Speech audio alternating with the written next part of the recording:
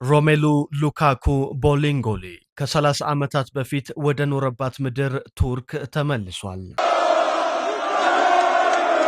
እንደ አውሮፓውያን አቆጣጠር በ1996 በአጥቂ ቦታ የሚጫወቱት አባት ሮጀር ሉካኩ ከቤልጅየሙ ክለብ ጀርሚናል ቢርስኮት ወደ ቱርኩ ጌንችለር ቢርሊ ሲዘዋወሩ በወቅቱ የ3 ዓመት ሕፃን የነበረው ሮሜሉ ሉካኩን ጨምሮ ሙሉ ቤተሰባቸውን ወደ አንካራ ወስደዋል። በቤልጅየም አንትዌርፕ የተወለደው ሉካኩም የሕፃንነት የተወሰነ ጊዜውን በቱርክ አሳልፏል። የ33 ዓመቱ ሮሜሉ ሉካኩ ከሶስት አስርት ዓመታት በኋላ ወደ ቱርክ ተመልሶ ከሀገሪቱ ታላላቅ ክለቦች አንዱ ለሆነው ፌነርባቼ ፈርሟል። የሉካኩ ቤተሰብና የቱርክ እግር ኳስ ዝምድናም ቀጥሏል።